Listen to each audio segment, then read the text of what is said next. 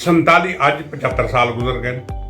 75 ਸਾਲ ਤੋਂ ਬਾਅਦ ਅਗਰ 47 ਦੀ ਗੱਲ ਅਸੀਂ ਕਰੀਏ ਤਾਂ ਪਹਿਲੇ ਤਾਂ ਸਾਨੂੰ ਇਹ ਪਤਾ ਲੱਗਣਾ ਚਾਹੀਦਾ ਕਿ ਹੋਇਆ ਕਿਉਂ, ਉਸ ਦਾ ਨੁਕਸਾਨ ਕੀ ਹੋਇਆ ਔਰ ਉਹਦਾ ਅਸੀਂ ਕਿੱਦਾਂ ਖਮਿਆਜ਼ਾ ਭੁਗਤਿਆ। ਕਹਿੰਦੇ ਨੇ ਨਾ ਕਿ ਕਸ਼ਮੀਰ 'ਚ ਇਹ ਹੋ ਜਾਣ 22 ਅਕਤੂਬਰ ਨੂੰ ਸਵੇਰੇ ਮੁਜ਼ੱਫਰਾਬਾਦ ਤੇ ਹਮਲਾ ਹੋ ਗਿਆ।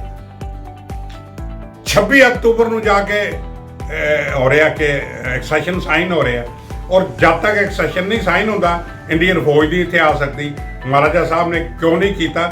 ਉਹਦੀ ਵੱਡੀ ਵਜ੍ਹਾ ਇਹ ਸੀ ਕਿ ਸ਼ਾਇਦ ਮਹਾਰਾਜਾ ਸਾਡੇ ਕੋਲੋਂ ਦੇਖੋ ਜੀ, ਸਾਡਾ ਕੋਈ ਹੋਰ ਮਿਸ਼ਨ ਨਹੀਂ, ਸਾਡਾ ਸਿਰਫ ਇੱਕੋ ਤੋਂ ਇੱਕ ਮਿਸ਼ਨ ਹੈ ਕਿ ਜੋ ਸਾਡੇ ਨਾਲ ਵਾਪਰਿਆ ਉਹ ਲੋਕਾਂ ਨੂੰ ਹੋਣਾ ਚਾਹੀਦਾ ਹੈ। ਜੋ ਕੁਰਬਾਨੀਆਂ ਅਸਾਂ ਦਿੱਤੀਆਂ ਉਹਨਾਂ ਨੂੰ ਦੇਣਾ, ਜੋ ਸਾਡੇ ਹੱਕ ਬਣਦੇ ਨੇ ਲੀਗਲੀ ਉਹ ਸਾਨੂੰ ਮਿਲਣੇ ਚਾਹੀਦੇ ਨੇ। ਇਹਦੇ ਵਾਸਤੇ ਅਸੀਂ ਰੱਖਾਂਗੇ, ਇਹਦੇ ਵਾਸਤੇ ਜੋ ਕਾਰਪੋਰੇਸ਼ਨ ਹੋਏਗੀ ਅਸੀਂ ਹੱਥ ਜੋੜ ਕੇ ਹਮੇਸ਼ਾ ਕਰਾਂਗੇ। ਦੁਮੇਲ ਲੈ ਕੇ ਦੁਮੇਲ ਇੱਕ ਡਾਕ ਬੰਗਲਾ ਹੁੰਦਾ ਸੀ, ਉਸ ਦੁਮੇਲ ਮੈਂ ਖੁਦ ਉਸ ਡਾਕ ਬੰਗਲੇ 'ਚ ਪਕੜਿਆ ਗਿਆ ਸਾਂ। ਦੁਮੇਲ ਜਿਹੜੇ ਲੈ ਗਏ, ਦੁਮੇਲ ਉਹਨਾਂ ਨੂੰ ਕਿਹਾ ਜਾਂ ਮੁਸਲਮਾਨ ਬਣ ਜਾਓ ਤੇ ਜਾਂ ਤਾਂ ਤੁਸੀਂ ਮਾਰੇ ਜਾਓਗੇ। ਲੇਕਿਨ ਹੋਇਆ ਕਿ ਦਿਨ ਤੁਸੀਂ ਅੱਗੇ ਮੇਰੇ ਨਾਲ ਗੱਲ ਕਰਦੇ ਕਹਿ ਰਹੇ ਸੋ ਕਿ ਉਹ ਫਲਾਣੇ ਨੇ ਇੱਦਾਂ ਕੱਟਿਆ। ਮੇਰੀ ਇੱਕ ਚਾਚਾ ਜੀ ਸਨ, ਉਹਨੇ ਮੇਰੀ ਮਾਂ ਨੂੰ ਮਾਰਿਆ, ਉਹ ਗੋਲੀ ਨਾਲ ਨਹੀਂ ਮਰੀ, ਉਹਨੂੰ ਤਲਵਾਰ ਨਾਲ ਕੱਟਿਆ। ਉਹਦੀਆਂ 2 ਲੜਕੀਆਂ ਸਨ ਜਵਾਨ, ਉਹਨੇ ਕੋਸ਼ਿਸ਼ ਇਹ ਕੀਤੀ ਕਿ ਘੱਟੋ ਘੱਟ ਮੈਂ ਲੜਕੀਆਂ ਨੂੰ ਮਾਰਦਾ। ਕਹਿੰਦੇ ਨਾ ਜਿਹਨੂੰ ਰੱਬ ਰੱਖਦਾ ਉਹਨੂੰ ਮਾਰ ਕੋਈ ਨਹੀਂ ਸਕਦਾ। ਇੱਕ ਲੜਕੀ ਇੱਥੋਂ ਗੋਲੀ ਲੱਗੀ, ਇੱਕ ਗਲੇ ਜੋ ਗੋਲੀ ਅੱਧਾ ਗਲਾ ਉੜ ਗਿਆ, ਲੇਕਿਨ ਵਿੰਡ ਪਾਈਪ ਔਰ ਫੂਡ ਪਾਈਪ ਇੰਟੈਕਟ ਰਹੀ, ਉਹ ਬਚ ਕੇ ਇੱਥੇ ਆ ਗਈ। ਇੱਕ ਦਾ ਜਿਹੜਾ ਕੰਨ ਪੂਰਾ ਉੜ ਗਿਆ, ਉਹ ਹਲੇ ਵੀ ਅੱਜ ਇੱਕ ਤਾਂ ਮਰ ਗਈ ਹੈ, ਇੱਕ ਅੱਜ ਵੀ ਜ਼ਿੰਦਾ ਹੈ। ਔਰ ਜਿਹੜਾ ਬ੍ਰਿਟਿਸ਼ ਐਕਟ ਆਫ ਇੰਡੀਪੈਂਡੈਂਸ ਹੈ ਉਹ ਕਲੀਅਰਲੀ ਕਹਿੰਦਾ ਕਿ ਰਿਆਸਤਾਂ ਨੂੰ ਆਜ਼ਾਦੀ ਹੈ ਕਿ ਉਹ ਭਾਵੇਂ ਹਿੰਦੁਸਤਾਨ ਵਿੱਚ ਚਲੇ ਜਾਣ, ਭਾਵੇਂ ਪਾਕਿਸਤਾਨ ਵਿੱਚ ਚਲੇ ਜਾਣ। ਇਹ ਇੱਕ ਸੈਸ਼ਨ ਸਾਈਨ ਕਰਨਾ ਸੀ ਜਿਹੜਾ ਕਰ ਨਹੀਂ ਰਹੇ ਸਨ। ਸਾਡੇ ਨਾਲ ਨੇ ਸਰਦਾਰ Sukhwant Singh ji, retired director agriculture. Singh Sahib, ਤੁਹਾਡਾ ਸਵਾਗਤ ਹੈ। ਥੈਂਕ ਯੂ ਜੀ। ਜਿਸ ਤਰ੍ਹਾਂ ਕਿ ਤੁਸੀਂ 1947 ਤੇ ਜਿਹੜਾ ਘੱਲੂਘਾਰਾ ਹੋਇਆ, ਸਿੱਖ ਕਮਿਊਨਿਟੀ ਨਾਲ ਜਿੰਨਾ ਕੁਝ ਹੋਇਆ ਉਸ ਦੇ ਬਾਰੇ ਵਿੱਚ ਵੀ ਕੁਝ ਡਾਟਾ ਵਗੈਰਾ ਕਲੈਕਟ ਕਰ ਰਹੇ ਹੋ, ਉਸ ਦੇ ਬਾਰੇ ਵਿੱਚ ਵੀ ਤੁਹਾਨੂੰ ਬੜੀ ਕੁਝ ਨੌਲੇਜ ਹੈ, ਤੇ ਉਹਦੇ ਉੱਪਰ ਤੁਸੀਂ ਕੀ ਕੁਝ ਕਹਿਣਾ ਚਾਹੋਗੇ? ਅਸਲ ਵਿੱਚ ਅਸੀਂ ਕੋਈ 8-10 ਸਾਲ ਪਹਿਲੇ ਇੱਕ ਛੋਟੀ ਜਿਹੀ ਆਰਗੇਨਾਈਜੇਸ਼ਨ ਖੜੀ ਕੀਤੀ ਸੀ। ਉਸ ਦਾ ਨਾਮ ਸੀ MGR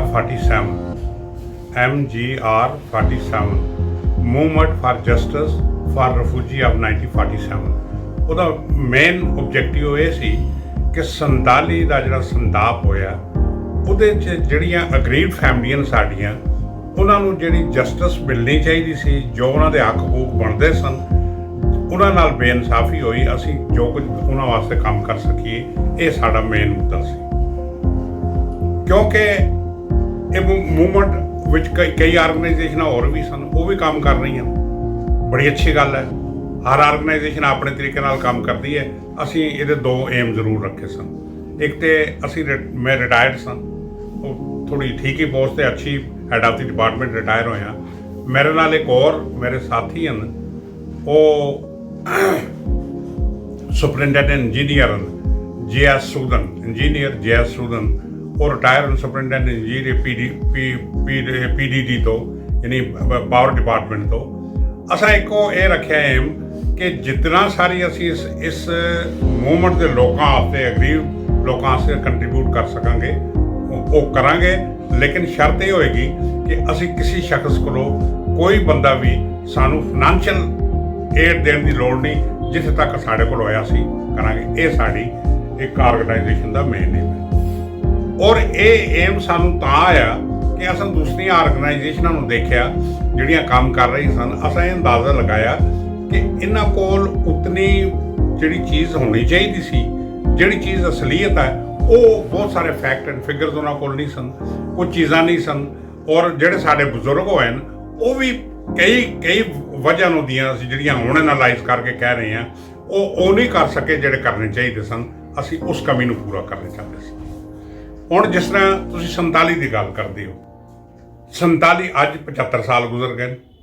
75 ਸਾਲ ਤੋਂ ਬਾਅਦ ਅਗਰ 47 ਦੀ ਗੱਲ ਅਸੀਂ ਕਰੀਏ ਤਾਂ ਪਹਿਲੇ ਤਾਂ ਸਾਨੂੰ ਇਹ ਪਤਾ ਲੱਗਣਾ ਚਾਹੀਦਾ ਕਿ ਹੋਇਆ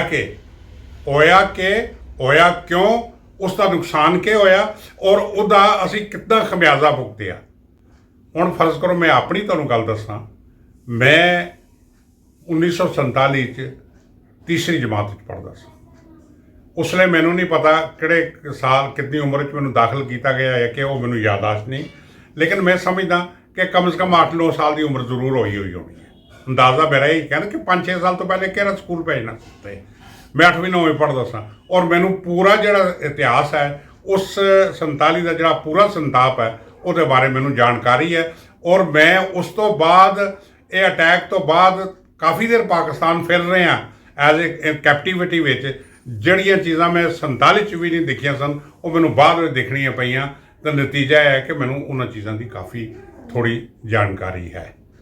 ਤੁਸੀਂ ਇਸ ਦੇ ਬਾਰੇ ਜੋ ਵੀ ਮੈਨੂੰ ਪੁੱਛਣਾ ਚਾਹੋਗੇ ਮੈਂ ਆਪਣੇ ਤਰਫੋਂ ਜੋ ਮੇਰੇ ਕੋਲ ਹੋਏਗਾ ਪੂਰੀ ਸੱਚਾਈ ਨਾਲ ਪੂਰੀ ਸਿੰਸੀਅਰਟੀ ਨਾਲ ਦੱਸਾਂਗਾ, ਤਾਂ ਕਿ ਜੋ ਕੋਈ ਸਾਡੇ ਨਾਲ ਹੋਇਆ ਹੈ ਇਹ ਪੂਰੀ ਦੁਨੀਆ 'ਚ ਜਾਏ, ਲੋਕ ਜਾਣਨ ਕਿ ਕਿੰਨਾ ਜ਼ੁਲਮ ਹੋਇਆ ਸਾਡੇ ਨਾਲ, ਕਿੰਨਾ ਨੁਕਸਾਨ ਹੋਇਆ, ਕਿੰਨੇ ਸਾਡੇ ਲੋਕ ਮਾਰੇ ਗਏ, ਕਿੰਨੀਆਂ ਔਰਤਾਂ ਬੇਵਾ ਹੋ ਗਈਆਂ, ਕਿੰਨੇ ਬੱਚੇ ਯਤੀਮ ਹੋ ਗਏ, ਕਿੰਨੀ ਜਾਇਦਾਦ ਅਸੀਂ ਛੱਡ ਕੇ ਆਏ, ਔਰ ਅੱਜ ਅਸੀਂ ਜਿੱਥੇ ਆਣ ਕੇ ਬੈਠੇ ਹਾਂ ਜਿਸ ਹਾਲਤ ਵਿੱਚ ਆ ਉਹ ਅਸੀਂ ਕਿਸ ਤਰ੍ਹਾਂ ਬਣਾਇਆ, ਇਹ ਜਾਣਕਾਰੀ ਦੇਣੀ ਮੈਂ ਸਮਝਦਾ ਬਹੁਤ ਜ਼ਰੂਰੀ ਹੈ। ਸਿੰਘ ਸਾਹਿਬ, ਆਖਿਰ ਐਸਾ ਕਿਉਂ ਹੋਇਆ ਕਿ 75 ਸਾਲ ਗੁਜ਼ਰ ਗਏ ਨੇ ਤੇ ਕੀ 75 ਸਾਲ ਦੇ ਦਰਮਿਆਨ ਕਿਸੇ ਨੇ ਇਦਾਂ ਦਾ ਕੋਈ ਕਦਮ ਕਿਉਂ ਨਹੀਂ ਚੁੱਕਿਆ ਕਿ ਜਿਹੜੇ, ਕਿਉਂਕਿ 75 ਸਾਲ ਤੱਕ ਤੇ ਅੱਜ ਜਿਹੜੇ ਬਜ਼ੁਰਗ ਨੇ, ਜਿਹੜੇ ਇਸ ਦੇ ਚਸ਼ਮਦੀਦ ਗਵਾਹ ਨੇ, ਜਿਹੜੇ ਚਸ਼ਮਦੀਦ ਰਹੇ ਦੇ ਨੇ, ਕਾਫੀ ਕੁਝ ਜਿਹੜੇ ਦੁਨੀਆ ਛੱਡ ਕੇ ਜਾ ਚੁੱਕੇ ਦੇ ਨੇ, ਤੇ ਆਖਿਰ ਇਹ ਇੰਨਾ ਡਿਲੇ ਕਿਉਂ ਹੋਇਆ? ਇਹ ਸਵਾਲ ਸਾਡੇ ਮਨ ਵਿੱਚ ਹਮੇਸ਼ਾ ਹੀ ਗੂੰਜਦਾ ਰਿਹਾ ਕਿ ਭਾਈ ਐਸਾ ਕਿਉਂ ਹੋਇਆ। ਜਿਸਲੇ ਅਸੀਂ ਇਹ ਸਾਰੀ ਸਿਚੁਏਸ਼ਨ ਨੂੰ ਐਨਾਲਾਈਜ਼ ਕੀਤਾ, ਸਾਨੂੰ ਕਾਫੀ ਬਜ਼ੁਰਗ ਇਹਨਾਂ 8-10 ਸਾਲਾਂ 'ਚ ਮਿਲੇ ਜਿਨ੍ਹਾਂ ਨੇ ਮੇਰੇ ਦੌਰਾਨ ਜਿਸ ਤਰ੍ਹਾਂ ਮੈਂ ਭੁਗਤਿਆ ਸੀ ਉਹਨਾਂ ਵੀ ਭੁਗਤਿਆ ਸੀ, ਅਤੇ ਉਹਨਾਂ ਨੇ ਜਿਹੜੀਆਂ ਸਾਨੂੰ ਗੱਲਾਂ ਦੱਸੀਆਂ ਉਸ ਬੇਸ 'ਤੇ ਅਸੀਂ ਅੱਜ ਇਹ ਕਹਿ ਸਕਦੇ ਹਾਂ ਕਿ ਜਿਹੜੇ ਸਾਡੇ ਲੋਕ ਉਸ ਵੇਲੇ ਉੱਥੋਂ ਆਏ ਬਚਾ ਕੇ ਆਏ, ਜਿਹੜੇ ਮਾਰੇ ਗਏ ਉਹ ਤੋਂ ਮਾਰੇ ਗਏ, ਜਿਹੜੇ ਬਚ ਕੇ ਇੱਥੇ ਆਏ ਉਹਨਾਂ ਦੇ ਸਾਹਮਣੇ ਬਹੁਤ ਸਾਰੇ ਮਸਲੇ ਸੀ। ਸਿਰ 'ਤੇ ਛੱਤ ਨਹੀਂ ਸੀ, ਰੋਜ਼ੀ ਖਾਣ ਵਾਸਤੇ, ਰੋਟੀ 2 ਵਕਤ ਦੀ ਖਾਣ ਵਾਸਤੇ ਉਹਨਾਂ ਕੋਲ ਜ਼ਰੀਆ ਕੋਈ ਨਹੀਂ ਸੀ।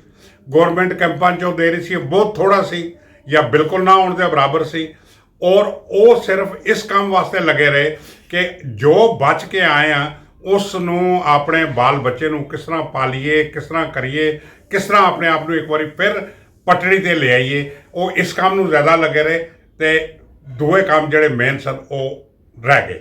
ਉਸ ਤੋਂ ਬਾਅਦ ਜਿਹੜੇ ਥੋੜ੍ਹਾ ਪੀਰੀਅਡ ਅੱਗੇ ਵਧਿਆ ਉਹਦੇ 'ਚ ਕਈ ਸਾਰੀਆਂ ਆਰਗੇਨਾਈਜੇਸ਼ਨਾਂ ਆਈਆਂ, ਪੰਛੀ ਸਾਹਿਬ ਆਏ, ਤੇਗ ਸਾਹਿਬ ਆਏ, ਜਾਂ ਨੰਦ ਲਾਲ ਜੀ ਆਏ, ਜਾਂ ਹੋਰ ਕਈ ਕੈਪਟਨ ਇੱਥੇ ਰਹਿੰਦਾ ਸੀ ਉਹ ਆਏ। ਇਹਨਾਂ ਲੋਕਾਂ ਨੇ ਕਾਫੀ ਕੰਮ, ਐਸਾ ਨਹੀਂ ਕਿ ਇਹਨਾਂ ਨੇ ਕੰਮ ਨਹੀਂ ਕੀਤਾ, ਦਿੱਲੀ ਲੋਕਾਂ ਨੇ ਕਾਫੀ ਕੰਮ ਕੀਤਾ, ਲੇਕਿਨ ਜਿਹੜੀ ਮੇਨ ਲਾਈਨ ਸੀ ਨਾ ਉਹ ਸਮਹਾਓ ਅਸੀਂ ਅੱਜ ਦੇਖਦੇ ਹਾਂ ਉਹ ਮਿਸਿੰਗ ਰਹੀ, ਜਿਸ ਗੈਪ ਨੂੰ ਪੂਰਾ ਕਰਨ ਵਾਸਤੇ ਅਸੀਂ ਕੋਸ਼ਿਸ਼ ਕੀਤੀ। ਔਰ ਅੱਜ ਮੈਨੂੰ ਥੋੜ੍ਹੀ ਜਿਹੀ ਇਹ ਸੈਟਿਸਫੈਕਸ਼ਨ ਜ਼ਰੂਰ ਹੈ ਕਿ ਅਸੀਂ ਉਸ ਕਾਫੀ ਜ਼ਿਆਦਾ ਗੈਪ ਨੂੰ ਭਰਨ ਵਿੱਚ ਕਾਮਯਾਬ ਹੋਏ, ਔਰ ਉਸੀ ਦਾ ਨਤੀਜਾ ਕਿ ਅੱਜ ਗੌਰਮੈਂਟ ਦੇ ਸਾਹਮਣੇ ਬਹੁਤ ਸਾਰੇ ਸਵਾਲ ਜਿਹੜੇ ਉਹ ਹਨ। ਮਿਸਾਲ ਦੇ ਤੌਰ 'ਤੇ ਇਤਨੀ ਵੱਡੀ ਲੜਾਈ ਲੜਨ ਤੋਂ ਬਾਅਦ, ਇਤਨੀ ਵੱਡੀ ਜੰਗ ਲੜਨ ਤੋਂ ਬਾਅਦ ਇਹ ਘੱਟੋ ਘੱਟ ਜਿਹੜੇ ਕਹਿੰਦੇ ਅਸਲੀ ਦੇਖਿਆ ਜਾਏ ਤਾਂ ਆਫੀਸ਼ੀਅਲੀ ਕੋਈ ਫਿਗਰ ਨਹੀਂ ਹੈ ਕਿ ਸਾਡੇ ਕਿੰਨੇ ਲੋਕ ਮਾਰੇ ਗਏ। ਮੁਜ਼ੱਫਰਾਬਾਦ ਸਭ ਤੋਂ ਪਹਿਲੇ ਹਮਲਾ ਹੋਇਆ 22 ਅਕਤੂਬਰ ਨੂੰ 1947। ਸਭ ਤੋਂ ਜ਼ਿਆਦਾ ਵੱਡਾ ਨੁਕਸਾਨ ਜਿਹੜਾ ਹੋਇਆ 22 ਅਕਤੂਬਰ ਦੇ ਹਮਲੇ ਵਿੱਚ ਹੋਇਆ, ਔਰ ਉਹ ਹਮਲਾ ਅਗਰ ਉੱਥੇ ਦੇ ਲੋਕ ਨਾ ਸਹਿਲਦੇ, ਨਾ ਜਲਦੇ, ਨਾ ਆਪਣੇ ਆਪ 'ਤੇ ਹੰਡਾਉਂਦੇ, ਨਾ ਗਾਈਡੈਂਸ ਕਰਦੇ, ਨਾ ਉਹਨਾਂ ਨੂੰ ਰੈਜ਼ਿਸਟੈਂਸ ਦਿੰਦੇ, ਤੇ ਅੱਜ ਕਸ਼ਮੀਰ 'ਤੇ ਇੱਥੇ ਆਉਣ ਦਾ ਸਵਾਲ ਹੀ ਪੈਦਾ ਨਹੀਂ ਹੁੰਦਾ ਸੀ। ਕਿਉਂਕਿ ਇਹ ਜਾਣਕਾਰੀ ਤੁਹਾਡੇ ਵਾਸਤੇ ਵੀ ਲਾਜ਼ਮੀ ਹੈ ਕਿ ਮੁਜ਼ੱਫਰਾਬਾਦ ਤੋਂ ਜਿਹੜੀ ਜੇਹਲਮ ਵੈਲੀ ਰੋਡ ਆਉਂਦੀ ਹੈ ਉਹ ਕਸ਼ਮੀਰ ਆਉਣ ਵਿੱਚ ਸਿਰਫ 8 ਘੰਟੇ ਦਾ ਸਫ਼ਰ ਹੈ, ਸਿਰਫ 8 ਘੰਟੇ ਦਾ। ਔਰ ਇਹ ਜਿਹੜਾ 8 ਘੰਟੇ ਦਾ ਸਫ਼ਰ ਹੈ, ਅਗਰ ਉਹਨੂੰ ਰੈਜ਼ਿਸਟੈਂਸ ਨਾ ਮਿਲਦੀ ਉਹ ਸਵੇਰੇ ਹਮਲਾ ਕਰਕੇ ਸ਼ਾਮ ਦੀ ਚਾਹ 'ਤੇ ਆਣ ਕੇ ਸ੍ਰੀਨਗਰ ਪੀਣੀ ਸੀ ਉਹਨਾਂ ਨੇ, ਔਰ ਏਅਰਪੋਰਟ ਕੈਪਚਰ ਹੋ ਜਾਂਦਾ। ਦਿਸ ਵਾਜ਼ ਦੀ ਓਨਲੀ ਮੇਨ ਜਿਹੜਾ ਕਮਿਊਨੀਕੇਸ਼ਨ ਸੀ ਭਾਰਤ ਸਰਕਾਰ ਨਾਲ, ਉਹ ਅਗਰ ਘੱਟ ਜਾਂਦਾ, ਉਹ ਨਾ ਰਹਿੰਦਾ, ਤੇ ਓਬਵੀਅਸਲੀ ਕੋਈ ਆਪਸ਼ਨ ਨਹੀਂ ਰਹਿੰਦੀ। ਸਟੇਟ ਜਿਹੜੀ ਸੀ it should have been a part of Pakistan. ਲੇਕਿਨ ਹੋਇਆ ਕਿ ਇਹ ਮੇਰਾ ਖਿਆਲ ਹੈ ਸ਼ਾਇਦ ਜਿਨ੍ਹਾਂ ਨੇ ਹਮਲਾ ਕੀਤਾ ਉਹਨਾਂ ਨੂੰ ਇਸ ਦਾ ਇਤਨਾ ਯਕੀਨ ਨਹੀਂ ਸੀ। ਇੱਕ ਗੱਲ ਮੈਂ ਤੁਹਾਡੀ ਜਾਣਕਾਰੀ ਵਾਸਤੇ ਵੀ ਕਹਿ ਦਵਾਂ, ਬਹੁਤ ਸਾਰੇ ਲੋਕਾਂ ਨੂੰ ਇਹ ਨਹੀਂ ਪਤਾ ਹਮਲਾ ਹੋਇਆ ਕਿੱਥੋਂ। ਤੁਸੀਂ ਕਹਿ ਦਿੱਤਾ ਨਾ ਹਮਲਾ ਹੋਇਆ, ਮੈਂ ਅੱਜ ਕਿਸੇ ਨੂੰ ਸਵਾਲ ਕਰਾਂ ਹਮਲਾ ਕਿੱਥੋਂ ਹੋਇਆ, ਕਿਸ ਇਲਾਕੇ ਤੋਂ ਹੋਇਆ? ਜੰਮੂ ਕਸ਼ਮੀਰ ਦੀ ਰਿਆਸਤ ਦੋ ਤਰਫੋਂ ਪਾਕਿਸਤਾਨ ਨਾਲ ਜੁੜੀ ਹੋਈ ਸੀ। ਇੱਕ ਸੀ ਕੁਆਲਾ ਰਾਵਲਪਿੰਡੀ ਜਿਹੜਾ ਇਹ ਇਲਾਕਾ ਸੀ ਨਾ ਰਾਵਲਪਿੰਡੀ ਵਾਲਾ, ਇਹ ਵਾਇਆ ਕੁਆਲਾ ਹੋ ਕੇ ਅਸੀਂ ਆਉਂਦੇ ਸਾਂ। ਦੂਸਰਾ ਜਿਹੜਾ ਸਾਡਾ ਇਲਾਕਾ ਜੁੜਿਆ ਦਾ ਸੀ, ਜੰਮੂ ਕਸ਼ਮੀਰ ਦੀਆਂ ਹੱਦਾਂ ਜਿਹੜੀਆਂ ਜੁੜੀ ਦੀਆਂ ਸਨ, ਉਹ ਪਾਕਿਸਤਾਨ ਦੇ ਵੈਸਟਰਨ ਫਰੰਟੀਅਰ ਨਾਲ ਜੁੜੀ ਦੀਆਂ ਸਨ। ਯਾਨੀ ਐਬਟਾਬਾਦ, ਮਾਨਸੇਰਾ, ਇਹ ਜਿਹੜਾ ਵੈਸਟਰਨ ਫਰੰਟੀਅਰ ਹੈ ਇਹਦੇ ਜੁੜਿਆ ਦਾ ਸੀ।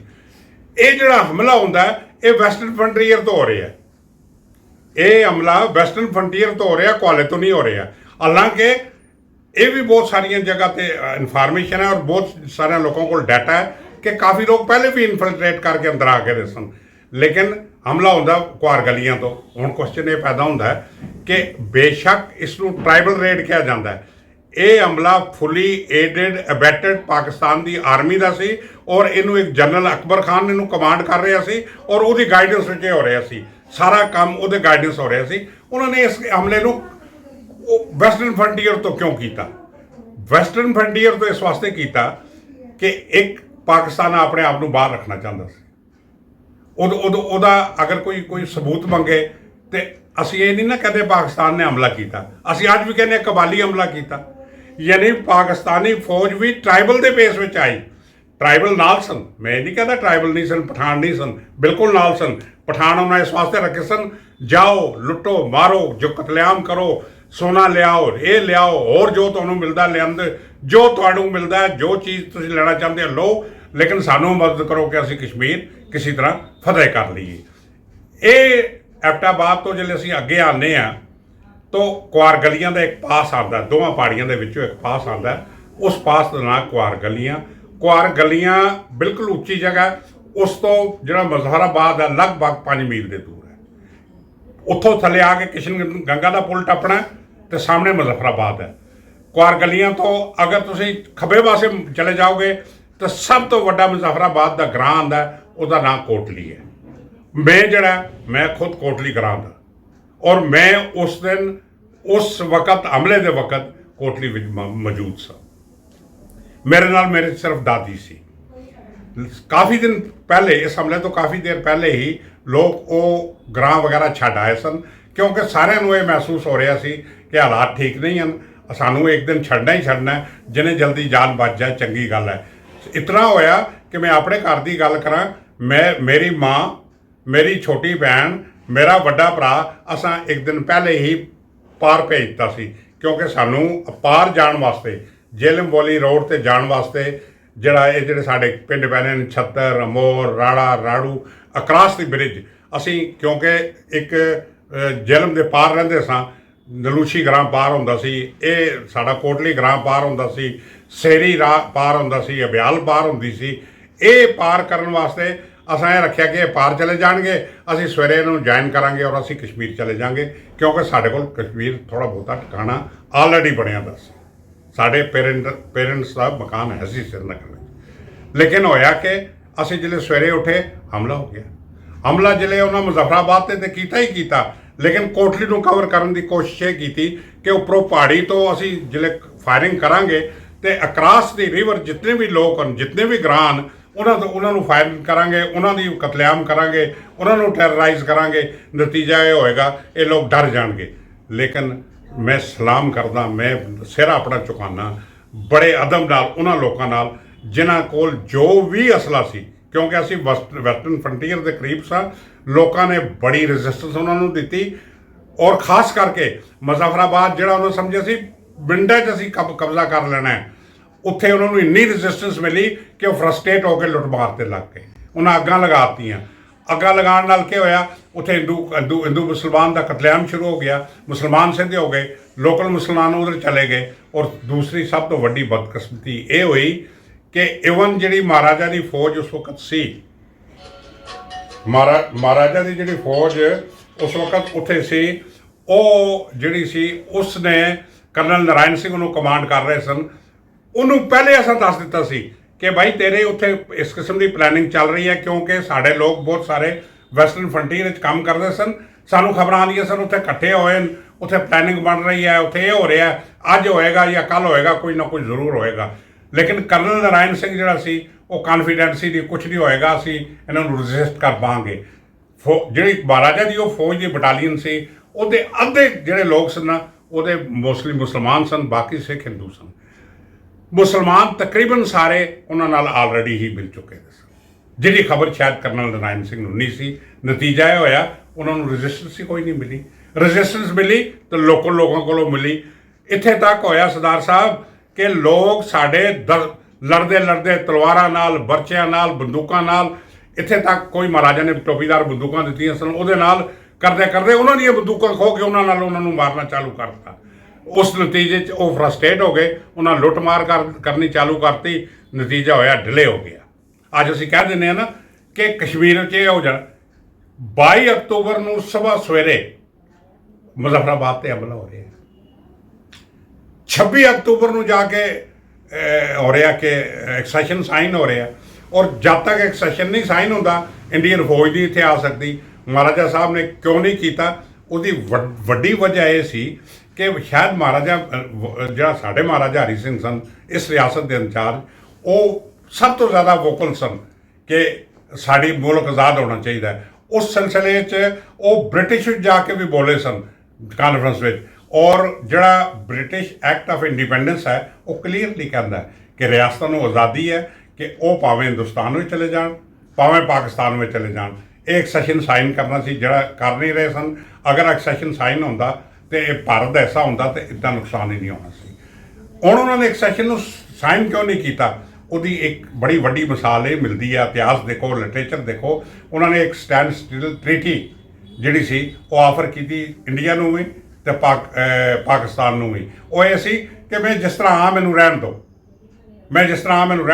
ਮੈਂ ਤੁਹਾਡਾ ਵੀ ਦੋਸਤ, ਉਹਨਾਂ ਦਾ ਵੀ ਦੋਸਤ। ਇਹ ਮੁਸਲਿਮ ਮੈਜੋਰਟੀ ਸਟੇਟ ਹੈ, ਇਸ ਦਾ ਰਾਜਾ ਜਿਹੜਾ ਉੱਪਰ ਹਿੰਦੂ ਹੈ। ਇਸ ਤਰ੍ਹਾਂ ਇਹ ਪ੍ਰਜਾ ਵੀ ਖੁਸ਼ ਰਹੇਗੀ ਤੇ ਸਟੇਟ ਇੰਡੀਪੈਂਡੈਂਟ ਰਹੇਗੀ। ਮੈਂ ਦੋਵਾਂ ਦਾ ਦੋਸਤ ਰਹਾਂਗਾ। ਛੋਟੀਆਂ ਕੰਟਰੀਆਂ ਜਿਸ ਤਰ੍ਹਾਂ, ਲੇਕਿਨ ਹਾਲੀ ਜਿਹੜੀ ਭਾਰਤ ਸਰਕਾਰ ਸੀ ਇਹਦੇ 'ਤੇ ਗੌਰ ਕਰਦੀ ਸੀ, ਉਹ ਐਗਰੀ ਨਹੀਂ ਕਰ ਰਹੇ ਸਨ।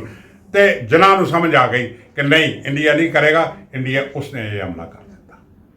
ਲੇਕਿਨ ਫੇਲ ਕਿੱਥੇ ਹੋਇਆ? ਫੇਲ ਇਹ ਹੋਇਆ ਕਿ ਜਿਹੜੀ ਚੀਜ਼ ਉਹਨੇ ਐਕਸਪੈਕਟ ਨਹੀਂ ਕੀਤੀ ਸੀ ਕਿ ਭਾਈ ਇੱਥੇ ਆ ਕੇ ਲੋਕ ਮਾਰੇ ਜਾਣਗੇ, ਇੱਥੇ ਆਣ ਕੇ ਲੋਕਾਂ ਨੂੰ ਰੈਜ਼ਿਸਟੈਂਸ ਮਿਲੇਗੀ, ਉਹਦੇ ਕਾਰਨ ਕਰਕੇ ਨਾ ਸਾਡੀ ਸਟੇਟ ਦਾ ਬਚਾਅ ਹੋ ਗਿਆ।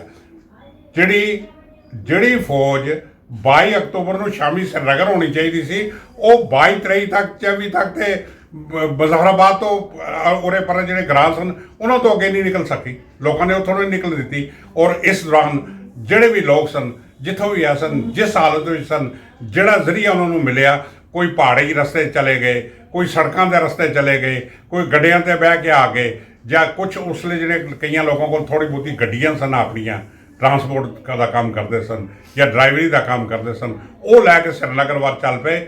ਬਾਕੀ ਲੋਕ ਜਿਹੜੇ ਪੈਦਲ ਵਾਲੇ ਸਨ ਉਹਨਾਂ ਲੋਕਾਂ ਦਾ ਕਤਲੇਆਮ ਹੋ, ਜਗ੍ਹਾ ਤੇ ਘੇਰੇ ਗਏ, ਜਗ੍ਹਾ ਤੇ ਪਕੜੇ ਗਏ। ਅਮਨੀਸ਼ਨ ਜਿੰਨਾ ਸੀ ਉਹਨਾਂ ਨੇ ਯੂਜ਼ ਕਰ ਲਿਆ। ਫਿਰ ਜਿਹੜੇ ਅਮਨੀਸ਼ਨ ਯੂਜ਼ ਕਰ ਲਿਆ ਤੇ ਉਹ ਸਵਾਲ ਪੈਦਾ ਹੋ ਗਿਆ ਕਿ ਆਪਣੀ ਇੱਜ਼ਤ ਬਚਾਉਣ ਵਾਸਤੇ ਘੱਟੋ ਘੱਟ ਬੱਚੀਆਂ ਨੂੰ, ਜਵਾਨ ਬੀਵੀਆਂ ਨੂੰ ਜਿਹੜੀਆਂ ਚਾਹੁੰਦੀਆਂ ਉਹ ਉਹਨਾਂ ਨੂੰ ਤਾਂ ਖਤਮ ਕਰ ਦਿਓ ਨਾ, ਇਹਨਾਂ ਦੇ ਹੱਥ ਨਾ ਚੜਨ। ਤੇ ਕਈਆਂ ਨੇ ਉਹਨੂੰ ਤਲਵਾਰਾਂ ਨਾਲ ਕੱਟ ਦਿੱਤਾ, ਕਈਆਂ ਨੂੰ ਗੋਲੀਆਂ ਨਾਲ ਮਾਰ ਦਿੱਤਾ ਗਿਆ। ਕਈਆਂ ਨੇ ਕਿ ਜ਼ਰਾਨੀਆਂ ਨੇ ਕੀਤਾ ਕਿ ਘਰਾਂ 'ਚ ਅੰਦਰ ਜਾ ਕੇ ਬਾਹਰੋਂ ਅੱਗ ਲਗਾ ਦਿੱਤੀ, ਉਹ ਜ਼ਿੰਦਾ ਜਲਾ ਦਿੱਤੀਆਂ ਗਈਆਂ। ਜਿਹੜੇ ਪਕੜੇ ਗਏ ਉਹਨਾਂ ਨੂੰ ਦੁਮੇਲ ਲੈ ਗਏ। ਦੁਮੇਲ ਇੱਕ ਡਾਕ ਬੰਗਲਾ ਹੁੰਦਾ ਸੀ, ਉਸ ਦੁਮੇਲ ਮੈਂ ਖੁਦ ਉਸ ਡਾਕ ਬੰਗਲੇ 'ਚ ਪਕੜਿਆ ਗਿਆ ਸਾਂ। ਦੁਮੇਲ ਜਿਹੜੇ ਲੈ ਗਏ, ਦੁਮੇਲ ਉਹਨਾਂ ਨੂੰ ਕਿਹਾ ਜਾਂ ਮੁਸਲਮਾਨ ਬਣ ਜਾਓ ਤੇ ਜਾਂ ਤਾਂ ਤੁਸੀਂ ਮਾਰੇ ਜਾਓਗੇ। ਲੇਕਿਨ ਹੋਇਆ ਕਿ ਇਹਨਾਂ ਨੇ ਉੱਥੇ ਇੱਕ ਫੈਸਲਾ ਕੀਤਾ ਕਿ ਅਸੀਂ ਧਰਮ ਨਹੀਂ ਪਰਿਵਰਤਨ ਕਰਨਾ, ਮਰਨਾ ਤਾਂ ਮਰ ਜਾਵਾਂ। ਕਿਉਂਕਿ ਰਾਤੀ ਆਉਂਦੇ ਸਨ, ਕੁੜੀਆਂ ਨੂੰ ਲੈ ਜਾਂਦੇ ਸਨ, ਗਹਿਣੇ ਆਉਂਦੇ ਸੀ, ਉਤਾਰਨ ਦੀ ਕੋਸ਼ਿਸ਼ ਨਹੀਂ ਕਰਦੇ, ਕੰਨ ਹੀ ਕੱਟ ਲੈਂਦੇ ਸਨ। ਉਂਗਲੀ ਨਾਲ ਛਾਪ ਸੀ ਤਾਂ ਛਾਪ ਉਤਾਰਨ ਵਾਸਤੇ ਕੋਸ਼ਿਸ਼ ਕਰਦੇ ਸਨ, ਨਹੀਂ ਤਾਂ ਉਂਗਲੀ ਕੱਟ ਲੈਂਦੇ ਸਨ। ਉਹਨਾਂ ਦੇਖਿਆ ਬੜੇ ਜ਼ਾਲਮ ਲੋਕ ਹਨ, ਜੇਲ੍ਹ ਵਿੱਚ ਛਲਾਂਗਾ ਮਾਰ ਕੇ, ਔਰ ਉੱਪਰੋਂ ਉਹਨਾਂ ਨੇ ਫਾਇਰਿੰਗ ਕਰਦੀ ਰਹੀ। ਲਾਸ਼ਾਂ ਹੀ ਲਾਸ਼ਾਂ ਦੇਖੀਆਂ, ਮੈਂ ਆਪਣੀ ਅੱਖਾਂ ਨਾਲ ਦੇਖੀਆਂ। ਪਾਣੀ ਨੂੰ ਤਰਸਦੇ ਰਹੇ, ਰੋਟੀ ਨੂੰ ਤਰਸਦੇ ਰਹੇ। ਫਿਰ ਉੱਥੋਂ ਅਸੀਂ ਬਚ ਕੇ ਕਦੇ ਨਿਕਲ ਗਏ, ਫਿਰ ਪਕੜੇ ਗਏ, ਕਾਫੀ ਦੇਰ ਕੈਂਪਾਂ 'ਚ ਰਹਿੰਦੇ ਰਹੇ। ਮੈਨੂੰ ਖੁਦ ਗੋਲੀ ਲੱਗ ਗਈ, ਮੇਰੀ ਵੀ ਹਾਲਤ ਬੜੀ ਖਰਾਬ ਰਹੀ। ਕਈ ਜਗ੍ਹਾ ਸਿਚੁਏਸ਼ਨ ਸਰਦਾਰ ਸਾਹਿਬ ਐਸੀ ਆ ਗਈ ਕਿ ਸਾਹਮਣੇ ਪਾਣੀ ਹੈ ਪਰ ਅਸੀਂ ਪਾਣੀ ਪੀਣ ਨਹੀਂ ਜਾ ਸਕਦੇ। ਪਾਣੀ ਪੀਣ ਜਾਵਾਂਗੇ ਪਕੜੇ ਜਾਵਾਂਗੇ, ਗਾਰ ਵਿੱਚ ਛੁਪੇ ਦੇ ਆ, ਕਿਧਰੇ ਛੁਪੇ ਦੇ ਆ, ਖਾਣ ਵਾਸਤੇ ਕੁਝ ਨਹੀਂ। ਇਸ ਵਾਸਤੇ ਬੜੀਆਂ ਤਕਲੀਫਾਂ ਸਹਿ ਕੇ ਉਹਨਾਂ ਨੂੰ ਰਜਿਸਟ ਕੀਤਾ। ਜਿਹੜੇ ਲੋਕ ਊੜੀ ਤੱਕ ਪੁੱਜੇ, ਊੜੀ ਆ ਕੇ ਜਿਹੜਾ ਬ੍ਰਿਗੇਡੀਅਰ ਰਜਿੰਦਰ ਸਿੰਘ ਇੰਚਾਰਜ ਸੀ, ਕਮਾਂਡਰ ਸੀ ਜਿਹੜਾ ਇਹਨਾਂ ਦੀ ਫੌਜ ਦਾ, ਮਹਾਰਾਜਾ ਦੀ ਫੌਜ ਤੋਂ, ਸਿਵਲ ਲੋਕਾਂ ਨੇ ਕਿਹਾ ਕਿ ਊੜੀ ਦਾ ਪੁੱਲ ਉਡਾ ਦੇ, ਊੜੀ ਦਾ ਪੁੱਲ ਉਡਾ ਦੇਗਾ ਤੇ ਇਹਨਾਂ ਦੀਆਂ ਫੌਜਾਂ ਸਿੱਧੀਆਂ ਨਹੀਂ ਨਿਕਲ ਸਕਣਗੀਆਂ। ਐਸਾ ਹੀ ਉਹਨੇ ਕੀਤਾ। ਔਰ ਬੜਾ ਰਜਿੰਦਰ ਸਿੰਘ ਬਰਗੇਡੀ ਰਜਿੰਦਰ ਸਿੰਘ ਦੀ ਵੀ ਬੜੀ ਤਾਰੀਫ ਕਰਨੀ ਚਾਹੀਦੀ ਹੈ ਕਿ ਉਹਨਾਂ ਨੇ ਬਹੁਤ ਸਾਰੇ ਸਿਵਲ ਲੋਕਾਂ ਨੂੰ ਬਾਰਾਮੂਲਾ ਔਰ ਅੱਗੇ ਤੱਕ ਪਹੁੰਚਾਇਆ ਔਰ ਸਿਵਲ ਲੋਕ ਜਿਹੜੇ ਨਾ ਬਚ ਕੇ ਆ ਸਕੇ, ਨਹੀਂ ਤਾਂ ਸਾਰੇ ਉੱਥੇ ਮਾਰੇ ਜਾਣੇ ਸਨ। ਜਾਂ ਦਰਿਆ ਦੇ ਪਾਰ ਜਲਮ ਦੇ ਪਾਰ ਦਾ ਜਿਹੜਾ ਸੀ ਉਹਨਾਂ ਨੇ ਡੰਡੀ ਪਕੜੀ, ਜਿਸ ਤਰ੍ਹਾਂ ਮਹਿਰਾ ਸ਼ਹਿਰਾ ਇਹ ਜਿਹੜੇ ਗ੍ਰਾਂ ਸਨ ਇਹ ਸਿੱਧੇ ਅੱਗੇ ਨਿਕਲ ਕੇ ਆ ਗਏ, ਇਹ ਬਾਰਾਮੂਲੇ ਪੁੱਜ ਗਏ। ਜਿਸਲੇ ਫੌਜਾਂ ਬਾਰਾਮੂਲੇ 'ਚ ਹੋਈਆਂ ਇੰਨੀਆਂ ਫਰਸਟ੍ਰੇਟ ਸਨ ਕਿ ਬਾਰਾਮੂਲਾ ਤੋਂ ਅੱਗੇ ਤੇ ਉਹਨਾਂ ਨੇ ਤਬਾਹੀ ਕਰਤੀ। ਬਾਰਾਮੂਲਾ ਬੜਾ ਜ਼ਬਰਦਸਤ ਨੁਕਸਾਨ ਕੀਤਾ। ਇੱਕ ਬਡਗਾਮ ਜਿਹੜਾ ਏਅਰਪੋਰਟ ਦੇ ਕੋਲ ਸੀ ਉੱਥੇ ਬੜਾ ਨੁਕਸਾਨ ਕੀਤਾ। ਇਤਨਾ ਵਗੈਰਾ ਵਿੱਚ ਬੜਾ ਜ਼ਬਰਦਸਤ ਨੁਕਸਾਨ ਹੋਇਆ। ਊੜੀ ਬੜਾ ਨੁਕਸਾਨ ਹੋਇਆ। ਇਹ ਜਿੰਨੀਆਂ ਵੀ ਕੁਰਬਾਨੀਆਂ ਨਾ ਠੀਕ ਤਰ੍ਹਾਂ ਕਦੇ ਰਿਕਾਰਡ ਹੋ ਸਕੀਆਂ, ਨਾ ਇਹਨਾਂ ਨੂੰ ਲਿਖਿਆ ਗਿਆ, ਨਾ ਇਹਨੂੰ ਇਤਿਹਾਸ ਦਾ ਪੰਨਾ ਬਣਾਇਆ ਗਿਆ। ਅੱਜ ਦੀ ਜਨਰੇਸ਼ਨ 75 ਸਾਲ ਤੋਂ ਬਾਅਦ ਇਹ ਤੁਹਾਨੂੰ ਮੁਬਾਰਕ ਹੈ, ਤੁਸੀਂ ਐਸੀ ਕੋਸ਼ਿਸ਼ ਕਰ ਰਹੇ ਹੋ, ਨਹੀਂ ਤੇ ਇਤਿਹਾਸ ਪੂਰੀ ਤਰ੍ਹਾਂ ਰਿਫਲੈਕਟ ਨਹੀਂ ਹੋ ਸਕਿਆ। ਉਹਦਾ ਨਤੀਜਾ ਇਹ ਹੋਇਆ ਕਿ ਜਿਹੜੇ ਮਾਰੇ ਗਏ ਉਹ ਤੇ ਚਲੇ ਗਏ, ਜਿਹੜੇ ਬਚ ਗਏ ਅੱਜ ਤੱਕ 75 ਸਾਲ ਤੋਂ ਬਾਅਦ ਵੀ ਅਸੀਂ ਆਪਣੇ ਆਪ ਨੂੰ ਰਿਫਿਊਜੀ ਆਖਦੇ ਹਾਂ। ਰਿਫਿਊਜੀ ਨਹੀਂ, ਅਸੀਂ ਸਾਨੂੰ ਡੀਪੀ ਕਹਿੰਦੇ ਨੇ, ਡਿਸਪਲੇਸ ਪਰਸਨ, ਡਿਸਪਲੇਸ ਫੈਮਲੀਜ਼, ਲੇਕਿਨ ਅੱਜ ਤੱਕ ਵੀ ਨਹੀਂ। ਅੱਜ ਤੱਕ ਸਾਡੀ ਗਿਣਤੀ ਪੂਰੀ ਨਹੀਂ। 31,619 ਫੈਮਲੀਆਂ ਇਹਨਾਂ ਕੋਲ ਰਜਿਸਟਰਡ ਹਨ ਡੀਪੀਜ਼ ਦੀਆਂ, 10,000 ਫੈਮਲੀਆਂ ਇਹਨਾਂ ਕੋਲ ਅਨਰਜਿਸਟਰਡ ਹਨ। ਜਿਹੜਾ ਰਾਜ ਸਭਾ ਦਾ ਕੁਐਸਚਨ ਹੈ ਉਹਦੇ ਜਵਾਬ ਵਿੱਚ ਅਸੀਂ ਕਹਿ ਸਕਦੇ ਹਾਂ। ਤਾਂ ਇਹਦਾ ਮਤਲਬ ਹੈ ਸਾਡਾ ਇੱਕ ਨਾ ਮਰਨ ਵਾਲਿਆਂ ਦੀ ਗਿਣਤੀ, ਨਾ ਜੀਵਣ ਵਾਲਿਆਂ ਦੀ ਗਿਣਤੀ, ਨਾ ਸਾਨੂੰ ਸੈਟਲਮੈਂਟ। ਜੇ ਬਾਅਦ ਵਿੱਚ ਇਹਨਾਂ ਨੇ ਸਾਨੂੰ ਕੋਈ ਥੋੜ੍ਹਾ ਬਹੁਤਾ ਦਿੱਤਾ, ਕਸ਼ਮੀਰ ਦੇ ਲੋਕ ਜਿਹੜੇ ਖਾਸ ਕਰਕੇ ਬਡਗਾਮ ਸੀ, ਅਤਨਾ ਸੀ, ਦੂਸਰੇ ਸਨ, ਇਹ ਆ ਕੇ ਕੈਂਪਾਂ 'ਚ ਬਾਹਰ ਬਹਿ ਗਏ, ਕੋਈ ਆ ਕੇ श्रीनगर ਪ੍ਰੋਪਰ ਬਹਿ ਗਏ, ਜਿੱਥੇ ਜਿੱਥੇ ਜਗ੍ਹਾ ਮਿਲੀ, ਗੁਰਦੁਆਰਿਆਂ 'ਚ ਬਹਿ ਗਏ, ਮੰਦਰਾਂ 'ਚ ਬਹਿ ਗਏ, ਨਮਾਜ਼ ਦੀ ਕੋਈ ਜਗ੍ਹਾ ਸੀ ਉੱਥੇ ਬਹਿ ਗਏ। ਕਿਸ ਤਰ੍ਹਾਂ ਉਹਨਾਂ ਨੇ ਮੁਸੀਬਤ ਕੀਤੀ ਉਹ ਲੋਕ ਮੈਨੂੰ ਲੱਗਦਾ ਹੋਰ ਅੱਛੀ ਤਰ੍ਹਾਂ ਦੱਸ ਸਕਣਗੇ। ਬੜੀਆਂ ਤਕਲੀਫਾਂ ਸਹੀਆਂ ਔਰ ਅਸੀਂ ਇੱਥੇ ਪੁੱਜੇ, ਲੇਕਿਨ ਬਦਕਿਸਮਤੀ ਹੈ ਕਿ ਇਸ ਨੂੰ ਅਸੀਂ ਠੀਕ ਤਰ੍ਹਾਂ ਪ੍ਰੋਡਿਊਸ ਕਰਕੇ ਨਹੀਂ ਕਰ ਸਕੇ, ਜਿਹਦਾ ਮੁੱਖ ਕਾਰਨ ਅੱਜ ਵੀ ਅਸੀਂ ਐਨਾਲਾਈਜ਼ ਕਰਦੇ ਹਾਂ, ਕਹਿੰਦੇ ਹਾਂ ਸਾਡੀਆਂ ਫਾਈਨੈਂਸ਼ੀਅਲ ਤਕਲੀਫਾਂ ਸਨ, ਸਾਡੀ ਨਾਨ ਰੀਹੈਬਿਲਿਟੇਸ਼ਨ ਸੀ, ਗੌਰਮੈਂਟ ਦੀ ਅਣਦੇਖੀ ਸੀ ਔਰ ਇਹਨਾਂ ਨੇ ਸਾਡੇ ਨਾਲ ਉੱਥੇ ਬੜੀ ਬੇਇਨਸਾਫੀ ਕੀਤੀ। ਕਈ ਬੱਚੇ ਛੋਟੇ ਭੁੱਖ ਨਾਲ ਮਰ ਗਏ, ਕਿ ਗੋਲੀ ਤੋਂ ਤਾਂ ਬਚ ਗਏ, ਲੇਕਿਨ ਭੁੱਖ ਨਾਲ ਮਾਰੇ ਗਏ। ਤੋ ਇਸ ਕਰਕੇ ਇਹ ਕਹਿ ਦੇਣਾ ਕਿ ਉਸ ਵਕਤ ਕੁਝ ਜ਼ਿਆਦਾ ਹੋ ਨਹੀਂ ਸਕਿਆ, ਕਾਫੀ ਕੁਝ ਹੋਇਆ ਜਿਹੜਾ ਇਨਕੰਪਲੀਟ ਹੋਇਆ। ਉਸ ਗੈਪ ਨੂੰ ਭਰਨ ਵਾਸਤੇ ਅੱਜ ਅਸੀਂ ਕੋਸ਼ਿਸ਼ ਕਰ ਰਹੇ ਹਾਂ। ਤੇ ਸਿੰਘ ਸਾਹਿਬ ਇਹ ਸਾਨੂੰ ਦੱਸੋ ਕਿ ਅਗਰ ਜਿਹੜੀਆਂ ਸ਼ਹਾਦਤਾਂ ਹੋਈਆਂ, ਅਗਰ ਦੇਖਿਆ ਜਾਏ ਕਾਫੀ ਸ਼ਹੀਦਾਂ ਦੇ ਪ੍ਰੋਗਰਾਮ ਕੀਤੇ ਜਾਂਦੇ ਨੇ, ਉਹਨਾਂ ਨੂੰ ਯਾਦ ਕੀਤਾ ਜਾਂਦਾ, ਆਖਿਰ ਐਸਾ ਕੀ ਹੈ ਕਿ 1947 ਦੇ ਜਿੰਨੇ ਵੀ ਸ਼ਹੀਦ ਨੇ ਉਹਨਾਂ ਨੂੰ ਕਿਉਂ ਨਹੀਂ ਯਾਦ ਕੀਤਾ ਜਾਂਦਾ? ਉਹਨਾਂ ਦੀ ਯਾਦਗਾਰ ਵਿੱਚ ਕੋਈ ਇਸ ਤਰੀਕੇ ਦਾ ਕਾਰਿਕ੍ਰਮ ਕਿਉਂ ਨਹੀਂ ਕੀਤਾ ਜਾਂਦਾ ਜਿਸ ਵਿੱਚ ਕਿ ਅਸੀਂ ਅਗਰ ਕਹੀਏ ਅਵੇਅਰਨੈਸ ਪ੍ਰੋਗਰਾਮ, ਜਾਂ ਜਿਹੜਾ ਆਉਣ ਵਾਲੀ ਜਨਰੇਸ਼ਨ ਨੂੰ ਪਤਾ ਲੱਗੇ, ਉਹਨਾਂ ਨੂੰ ਯਾਦ ਰਹੇ ਕਿ 1947 ਵਿੱਚ ਸਾਡੇ ਨਾਲ ਕੀ ਕੁਝ ਹੋਇਆ ਸੀ? ਐਸੇ ਉਹ ਵਾਲੀ ਕਮੀਆਂ ਕਿੱਥੇ ਰਹਿ ਗਈਆਂ? ਦੇਖੋ ਮੇਜਰ ਸਾਹਿਬ, ਤੁਹਾਨੂੰ ਪਹਿਲੇ ਬੇਨਤੀ ਕੀਤੀ ਹੈ ਕਿ ਪਿਛਲੇ ਹਾਲਾਤ ਤੇ ਐਸੇ ਸਨ ਕਿ ਉਹ ਜਾਂ ਤੇ ਆਪਣੇ ਆਪ ਨੂੰ ਭੁੱਖ ਨੰਗ ਤੋਂ ਬਚਾਉਂਦੇ, ਬੱਚਿਆਂ ਨੂੰ ਪਾਲਦੇ, ਜਾਂ ਇਸ ਕੰਮ ਵਾਲੇ ਪਾਸੇ ਲੱਗਦੇ। ਦੂਸਰਾ, ਸਾਡੇ 'ਚ ਇਲਿਟਰੇਸੀ ਵੀ ਕਾਫੀ ਸੀ, ਉਹ ਪਾਰਟ ਵੀ ਇੱਕ ਰੀਜ਼ਨ ਬਣੀ, ਫਾਈਨੈਂਸ਼ੀਅਲ ਕੰਸਟ੍ਰੇਂਟ ਵੀ ਇੱਕ ਰੀਜ਼ਨ ਬਣੀ।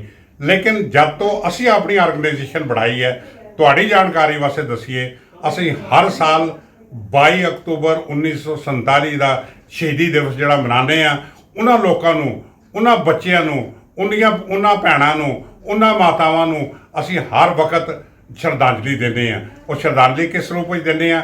ਇੱਕ ਤਾਂ ਜਿੰਨੇ ਸਾਡੇ ਲੋਕਲ ਗੁਰਦੁਆਰੇ ਨੇ, ਸਵੇਰੇ ਪ੍ਰਸ਼ਾਦ ਦੇ ਕੇ ਅਰਦਾਸ ਵਿੱਚ ਵੀ ਉਹਨਾਂ ਨੂੰ ਯਾਦ ਕਰਦੇ ਹਾਂ ਔਰ ਉੱਥੇ ਡਿਊਟੀਆਂ ਲਗਾਉਂਦੇ ਹਾਂ ਕਿ ਅੱਜ ਦੇ ਦਿਨ ਬਾਰੇ ਘੱਟੋ ਘੱਟ, ਜਿਸ ਤਰ੍ਹਾਂ ਅਸੀਂ ਗੁਰਪੁਰਬਾਂ ਦੇ ਬਾਰੇ ਦੱਸਦੇ ਹਾਂ, ਉਹ ਜਾਣਕਾਰੀ ਦਿੱਤੀ ਜਾਏ ਤਾਂ ਕਿ ਅੱਜ ਦੀ ਜਨਰੇਸ਼ਨ ਨੂੰ ਹੋਏ। ਉਸ ਤੋਂ ਬਾਅਦ ਦਿਨੇ ਅਸੀਂ ਹਮੇਸ਼ਾ ਇੱਕ ਵੱਡਾ ਪ੍ਰੋਗਰਾਮ ਕਰਦੇ ਹਾਂ, ਜਿਹਦੇ ਜਿੰਨੇ ਜ਼ਿਆਦਾ ਵੱਡਾ ਇਕੱਠ ਹੋ ਸਕੇ, ਇਕੱਠਾ ਹੋ ਕੇ ਇਹ ਜਿਹੜੇ ਇਵੈਂਟਸ ਹਨ ਇਹ ਸਾਰੇ ਲੋਕਾਂ ਸਾਹਮਣੇ ਰੱਖਦੇ ਹਾਂ। ਔਰ ਅੱਜ ਅਸੀਂ ਕਹਿੰਦੇ ਹਾਂ ਕਿ ਅਗਰ ਅਸੀਂ ਉੱਥੇ ਕਿਤੇ ਕਮੀ ਰਹਿ ਗਈ ਹੈ, ਉਹਨੂੰ ਪੂਰਾ ਕਰਨ ਵਾਸਤੇ ਅੱਜ ਸਟਰਗਲ ਕਰੀਏ। ਦੇਖੋ ਜੀ, 75 ਸਾਲ ਗੁਜ਼ਰਨ ਤੋਂ ਬਾਅਦ ਅਸੀਂ ਰਿਫਿਊਜੀ ਹਾਂ।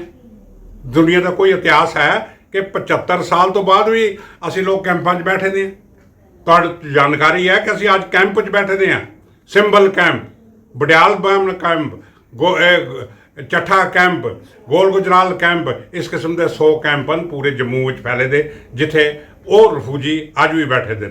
ਔਰ ਕਈਆਂ ਨੇ ਤਾਂ ਰੇਲਵੇ ਪਟੜੀਆਂ ਦੇ ਮਕਾਨ ਬਣਾ ਲਏ, ਜਿੱਥੇ ਉਹਨਾਂ ਨੂੰ ਜਗ੍ਹਾ ਮਿਲੀ ਤੇ ਉਹ ਕੀਤਾ। ਗਵਰਨਮੈਂਟ ਅਗਰ ਭਾਰਤੀ ਸਰਕਾਰ ਨੇ ਸਾਨੂੰ ਕਿਸੇ ਵਕਤ ਮਦਦ ਦੇਣ ਦੀ ਕੋਸ਼ਿਸ਼ ਵੀ ਕੀਤੀ ਤੇ ਸਟੇਟ ਸਰਕਾਰ ਨੇ ਉਸ ਵਿੱਚ ਕੋਈ ਨਾ ਕੋਈ ਪੰਗਾ ਜ਼ਰੂਰ ਪਾਇਆ। ਜੇ ਸਾਨੂੰ ਪਿੱਛੋਂ ਆੜ ਕੇ ਜ਼ਮੀਨਾਂ ਪਹਿਲੇ ਥੋੜ੍ਹੀ ਦੇਰ ਕੈਂਪ ਚਲਾਏ, ਕੈਂਪ ਚਲਾਉਣ ਤੋਂ ਬਾਅਦ ਉਹਨਾਂ ਜਿਸਲੇ ਕੈਂਪ ਤੋੜੇ ਉਹਨਾਂ ਕਿਹਾ ਜਾਓ ਆਪਣੀਆਂ ਜ਼ਮੀਨਾਂ ਲਓ, ਅਲਾਟ ਕਰਦੇ ਆ, ਜਾਓ ਆਪਣੀ ਕਮਾਈ ਕਰੋ। ਥੋੜ੍ਹਾ ਬਹੁਤਾ ਸਕੋਖੰਡ ਰੁਪਇਆ ਉਹਨੂੰ ਦਿੱਤਾ, ਔਜ਼ਾਰ ਖਰੀਦਣ ਵਾਸਤੇ ਕੁਝ ਥੋੜ੍ਹੀ ਜਿਹੀ ਸਿਸਟਮ ਦਿੱਤੀ, ਕੱਚੀ ਕੁੱਲੀ ਛੁੱਲੀ ਪਾ ਲਓ ਤੋ ਜ਼ਮੀਨਾਂ ਦਿਓ। ਲੇਕਿਨ ਹੋਇਆ ਕਿ ਇਹ ਜਿਹੜਾ ਜ਼ਮੀਨਾਂ ਸਾਨੂੰ ਦਿੱਤੀਆਂ ਗਈਆਂ 60 ਵਿੱਚ ਗਵਰਨਮੈਂਟ ਆਫ ਭਾਰਤ ਸਰਕਾਰ ਨੇ ਇੱਕ ਦਫਾ ਕੋਸ਼ਿਸ਼ ਕੀਤੀ ਕਿ ਯਾਰ ਇਹਨਾਂ ਲੋਕਾਂ ਨੂੰ ਕੁਝ ਨਹੀਂ ਦਿੱਤਾ ਗਿਆ, ਇਹਨਾਂ ਨੂੰ ਕੁਝ ਦਿੱਤਾ ਜਾਏ, ਤੇ ਸਾਨੂੰ ਇੱਕ ਐਕਸਗ੍ਰੇਸ਼ੀਆ ਦਿੱਤਾ ਗਿਆ 3500 ਰੁਪਇਆ। 3500 ਰੁਪਇਆ ਐਕਸਗ੍ਰੇਸ਼ੀਆ ਦਿੱਤਾ ਗਿਆ। ਸਾਡੀਆਂ ਆਰਗੇਨਾਈਜੇਸ਼ਨ ਜ਼ਰੂਰ ਕੰਮ ਕਰਦੀਆਂ ਰਹੀਆਂ। ਉਸ ਐਕਸਗ੍ਰੇਸ਼ੀਆ 'ਚੋਂ ਜਿਹੜੀ ਜ਼ਮੀਨ ਦੀ ਕਾਸਟ ਸੀ ਐਟ ਦੀ ਪ੍ਰਵੇਲਿੰਗ ਰੇਟ, ਉਸ ਜਿਹੜੀ ਉਸ ਵਕਤ ਦੇ ਰੇਟ ਸਨ ਉਸ ਦੇ ਮੁਤਾਬਕ 2500 ਰੁਪਇਆ ਸਾਡੇ ਕੋਲੋਂ ਕਾਸਟ ਕੱਟ ਲਈ। ਜ਼ਮੀਨ ਦੀ ਕੀਮਤ ਜਿਹੜੀ ਸੀ 3550 ਰੁਪਏ 'ਚੋਂ ਕੱਟ ਲਈ। ਕੱਟੀ ਕਿਸ ਤਰ੍ਹਾਂ? ਤੁਹਾਨੂੰ ਜ਼ਮੀਨ ਦਾ ਇੱਕ ਟੁਕੜਾ ਅਲਾਟ ਹੋਇਆ, ਉਹਦੇ ਵਾਸਤੇ ਸਕੇਲ ਫਿਕਸ ਹੋ ਗਏ। 5 ਦੀ ਫੈਮਿਲੀ ਹੈ, ਉਹਨਾਂ ਨੂੰ ਆਬੀ ਇਤਨੀ, ਖੁਸ਼ਕ ਇਤਨੀ। ਲੇਕਿਨ ਜਦੋਂ ਕੱਟਣ ਲੱਗੇ ਉਹਨਾਂ ਇਹ ਨਹੀਂ ਦੇਖਿਆ ਕਿ ਇਹਨਾਂ ਨੂੰ ਜ਼ਮੀਨ ਪੂਰੀ ਮਿਲੀ ਜਾਂ ਨਹੀਂ ਮਿਲੀ, ਕਬਜ਼ਾ ਮਿਲਿਆ ਜਾਂ ਨਹੀਂ ਮਿਲਿਆ। ਉਹਨਾਂ ਨੇ ਇਨ ਬਲਾਕ 2500 ਰੁਪਏ ਸਾਰੇ ਕੋਲੋਂ ਕੱਟ ਲਏ। ਜਿਨ੍ਹਾਂ ਨੂੰ ਮਿਲੇ ਜ਼ਮੀਨ ਹੀ ਨਹੀਂ ਮਿਲੀ, ਕਬਜ਼ਾ ਹੀ ਨਹੀਂ ਮਿਲਿਆ, ਉਹਨਾਂ ਕੋਲੋਂ 2500 ਕੱਟ ਰਹੇ ਆ। ਸਾਡੇ 'ਚੋਂ ਇੱਕ ਕਲਾਸ ਐਸੀ ਵੀ ਸੀ ਜਿਨ੍ਹਾਂ ਨੇ ਰੂਰਲ ਸੈਟਲਮੈਂਟ ਤੋਂ ਨਾ ਕਰਤੀ। ਉਹਨਾਂ ਕਿਹਾ ਅਸੀਂ ਬਾਰਡਰ 'ਤੇ ਨਹੀਂ ਜਾਂਦੇ, ਅੱਗੇ ਮਰ ਕੇ ਆ। ਉਹਨਾਂ ਨੇ ਸਿਟੀ 'ਚ ਰਹਿਣਾ ਕੀਤਾ। ਇਹਨਾਂ ਨੂੰ ਇੱਕ ਕਮਰੇ ਦਾ ਹੱਟ ਬੈੱਡ ਵਗੈਰਾ ਬਣਾ ਕੇ ਛੋਟੀ ਦੇ ਦਿੱਤੀ, ਨਾਲ ਕਿਚਨ ਦੇ ਦਿੱਤਾ ਔਰ 5-7 ਮਰਲੇ ਜਗ੍ਹਾ ਦੇ ਦਿੱਤੀ। ਉਹ ਉਸ ਦੀ ਵੀ ਇਹਨਾਂ ਨੇ ਕੀ ਕੀਤਾ ਕਿ 2100 ਰੁਪਇਆ ਸਾਡੇ ਕੋਲੋਂ ਕੀਮਤ ਕੱਟ ਲਈ। 2100 ਜਿਹਦੀ ਜ਼ਿਆਦਾ ਸੀ ਥੋੜ੍ਹੀ ਜੀ, ਉਹਦੇ ਕੋਲ ਐਕਸਟਰਾ ਹੋਰ ਪੈਸੇ ਕੱਟ ਲਏ। ਜਿਸਲੇ ਅਸੀਂ ਕੈਂਪਾਂ 'ਚ ਰਹਿੰਦੇ ਸਾਂ, ਗੁਜ਼ਾਰਾ ਨਹੀਂ ਹੁੰਦਾ ਸੀ। ਸ਼ੇਖ ਅਬਦੁੱਲਾ ਸਾਹਿਬ ਉੱਥੇ ਆਏ, ਲੋਕ ਪਿੱਟੇ ਕਿ ਸਾਡਾ ਗੁਜ਼ਾਰਾ ਨਹੀਂ ਹੁੰਦਾ। ਉਹਨਾਂ ਕਿਹਾ ਇਹਨੂੰ 500 ਰੁਪਇਆ ਲੋਨ ਦੇ ਦਿਓ ਬਈ, ਜਾਂ 600 ਰੁਪਇਆ ਲੋਨ ਦੇ ਦਿਓ। ਜਿਸਲੇ ਐਕਸਕ੍ਰੇਸ਼ੀਆ ਮਿਲਿਆ ਵਿਦ ਇੰਟਰਸਟ ਉਹ ਲੋਨ ਸਾਡੇ ਕੋਲੋਂ ਕੱਟ ਲਿਆ ਗਿਆ। ਸਾਡੇ ਨਾਲ ਕਿਹੜਾ ਇਨਸਾਫ ਹੋਇਆ? ਸਾਡੇ ਨਾਲ ਇਨਸਾਫ ਜਿੰਨੀਆਂ ਸਰਕਾਰਾਂ ਆਉਂਦੀਆਂ ਨੇ ਕਿਸੇ ਨੇ ਨਹੀਂ ਕੀਤਾ। ਹੁਣ ਬੜਾ ਰੋ ਰਾ ਕੇ ਕਾਫੀ ਆਪਣੀ ਰਿਪਰੈਜ਼ੈਂਟੇਸ਼ਨਾਂ ਕਰਕੇ, ਐਜੀਟੇਸ਼ਨਾਂ ਕਰਕੇ, ਲਿਖਤ ਪੜ੍ਹਤ ਕਰਕੇ ਇੱਕ ਛੋਟਾ ਜਿਹਾ ਪੈਕੇਜ ਦਿੱਤਾ 5.5 ਲੱਖ ਦਾ, ਜਿਹੜਾ ਕਿ ਪਾਰਲੀਮੈਂਟਰੀ ਪੈਨਲ ਵਿੱਚ ਕਲੀਅਰ ਲਿਖਿਆ ਦਾ ਇਹਨਾਂ ਨੂੰ 30 ਲੱਖ ਪਰ ਫੈਮਿਲੀ, ਜਿਹੜੀ ਉਸਲੇ ਦੀ ਰਜਿਸਟਰ ਸੀ। ਉਸਲੇ ਦੀ ਰਜਿਸਟਰ ਮਤਲਬ 1947 ਦੀ। 1947 75 ਸਾਲ ਤੋਂ ਬਾਅਦ ਕਿੰਨੀਆਂ ਫੈਮਲੀਆਂ ਬਣ ਗਈਆਂ ਹੋਣਗੀਆਂ, ਉਹ ਸਾਨੂੰ ਦਿੱਤਾ ਇਹਨਾਂ ਨੇ। ਔਰ ਉਹ ਵੀ ਅਲੀ ਬੜਾ ਫਖਰ ਨਾਲ ਕਹਿੰਦੇ ਅਸੀਂ ਬੜਾ ਦੇ ਦਿੱਤਾ ਜੀ, ਅਸੀਂ ਬੜਾ ਦੇ ਦਿੱਤਾ। ਅਸੀਂ ਤੇ ਕਹਿੰਦੇ ਹਾਂ ਸਾਨੂੰ ਉਹ ਕੰਪਨਸੇਟ ਕਰੋ ਜਿਹੜਾ ਅਸੀਂ ਪਿੱਛੇ ਜ਼ਮੀਨਾਂ ਗਵਾਤੀਆਂ, ਮਾਲ ਬੱਚੇ ਗਵਾਤੇ, ਕੋਠੇ ਘਰ ਜਿਹੜੇ ਸਨ ਉਹ ਪਿੱਛੇ ਛੱਡ ਆਏ। ਮਾਰ ਮਰਵਾ ਇਤਨੀ ਹੋ ਗਏ, ਸਾਡਾ ਘੱਟੋ ਘੱਟ 30-40 ਹਜ਼ਾਰ ਆਦਮੀ ਮਾਰਿਆ ਗਿਆ, ਉਹਨੂੰ ਕੰਪਨਸੇਟ ਕਰੋ। ਲੇਕਿਨ ਕੁਛ ਨਹੀਂ। ਅੱਜ ਵੀ ਅਸੀਂ ਉਸ ਤਰ੍ਹਾਂ ਕਈ, ਮੈਂ ਤੁਹਾਨੂੰ ਇੱਕ ਮਿਸਾਲ ਦੇਣਾ। ਤੁਸੀਂ ਅੱਗੇ ਮੇਰੇ ਨਾਲ ਗੱਲ ਕਰਦੇ ਕਹਿ ਰਹੇ ਸੋ ਕਿ ਉਹ ਫਲਾਣੇ ਨੇ ਇੱਦਾਂ ਕੱਟਿਆ। ਮੇਰੀ ਇੱਕ ਚਾਚਾ ਜੀ ਸਨ, ਉਹਨੇ ਮੇਰੀ ਮਾਂ ਨੂੰ ਮਾਰਿਆ। ਉਹ ਗੋਲੀ ਨਾਲ ਨਹੀਂ ਮਰੀ, ਉਹਨੂੰ ਤਲਵਾਰ ਨਾਲ ਕੱਟਿਆ। ਉਹਦੀਆਂ 2 ਲੜਕੀਆਂ ਸਨ ਜਵਾਨ। ਉਹਨੇ ਕੋਸ਼ਿਸ਼ ਇਹ ਕੀਤੀ ਕਿ ਘੱਟੋ ਘੱਟ ਮੈਂ ਲੜਕੀਆਂ ਨੂੰ ਮਾਰਦਾ। ਕਹਿੰਦੇ ਨਾ ਜਿਹਨੂੰ ਰੱਬ ਰੱਖਦਾ ਉਹਨੂੰ ਮਾਰ ਕੋਈ ਨਹੀਂ ਸਕਦਾ। ਇੱਕ ਲੜਕੀ ਇੱਥੋਂ ਗੋਲੀ ਨਾਲ ਇੱਥੇ ਗੋਲੀ ਲੱਗੀ, ਇੱਕ ਗਲੇ 'ਚੋਂ ਗੋਲੀ ਅੱਧਾ ਗਲਾ ਉੜ ਗਿਆ, ਲੇਕਿਨ ਵਿੰਡ ਪਾਈਪ ਔਰ ਫੂਡ ਪਾਈਪ ਇੰਟੈਕਟ ਰਹੀ, ਉਹ ਬਚ ਕੇ ਇੱਥੇ ਆ ਗਏ। ਇੱਕ ਦਾ ਜਿਹੜਾ ਕੰਨ ਪੂਰਾ ਉੜ ਗਿਆ, ਉਹ ਹਲੇ ਵੀ ਅੱਜ ਇੱਕ ਤਾਂ ਮਰ ਗਈ ਹੈ, ਇੱਕ ਅੱਜ ਵੀ ਜ਼ਿੰਦਾ ਹੈ। ਜਿਸਲੇ ਉਹ ਸਟੋਰੀ ਸੁਣਦੇ ਨਾ ਤੇ ਇੱਕ ਵਾਰੀ ਬੰਦੇ ਦੇ ਰੋਂਗਟੇ ਖੜੇ ਹੋ ਜਾਂਦੇ ਨੇ। ਲੇਕਿਨ ਉਹ ਤੁਹਾਡੇ ਵਾਲੀ ਗੱਲ ਹੈ ਨਾ, ਬਦਕਿਸਮਤੀ ਇਹ ਚੀਜ਼ਾਂ ਅਸੀਂ ਅੱਗੇ ਨਹੀਂ ਪਹੁੰਚਾ ਸਕੇ। ਹੁਣ ਅਸੀਂ ਕੋਸ਼ਿਸ਼ ਕਰ ਰਹੇ ਹਾਂ। ਉਹਦੇ 'ਚ ਮੈਨੂੰ ਲੱਗਦਾ ਤੁਸੀਂ ਵੀ ਸ਼ਾਇਦ ਇੱਕ ਆਪਣਾ ਰੋਲ ਅਦਾ ਕਰ ਰਹੇ ਹੋ।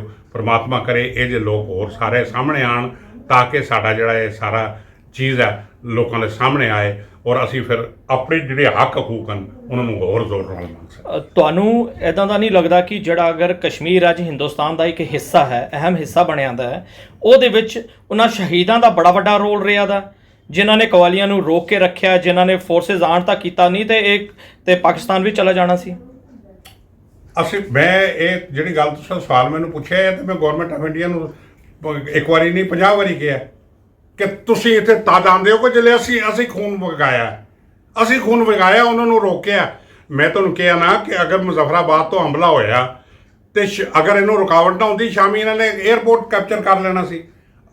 ਅੱਜ ਵਾਲੀਆਂ ਸੜਕਾਂ ਥੋੜ੍ਹਾ ਸਨ ਕਿ ਪਠਾਨਕੋਟ ਤੋਂ ਤੁਸੀਂ ਘੰਟੇ 'ਚ ਇੱਥੇ ਜੰਮੂ ਆ ਜਾਓਗੇ ਜਾਂ 4 ਘੰਟੇ ਬਾਅਦ ਤੁਸੀਂ ਸ਼੍ਰੀਨਗਰ ਪਹੁੰਚ ਜਾਓਗੇ। ਉਸ ਵੇਲੇ ਤਾਂ ਕਨੈਕਟੀਵਿਟੀ ਹੀ ਨਹੀਂ ਸੀ।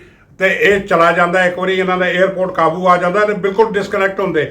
ਅੱਜ ਅਗਰ ਇਹ ਕਸ਼ਮੀਰ ਦੇ ਮਾਲਕ ਬਣੇ ਦੇ ਨੇ, ਕਸ਼ਮੀਰ ਨੂੰ ਰੂਲ ਕਰ ਰਹੇ ਨੇ, ਸਾਨੂੰ ਇਗਨੋਰ ਕਰ ਰਹੇ ਨੇ, ਤਾਂ ਸਾਡੇ ਖੂਨ ਤੇ ਕਰ ਰਹੇ ਨੇ ਨਾ, ਹੋਰ ਕਿਹਦੀ ਕਮਾਈ ਕਰ ਰਹੇ ਨੇ।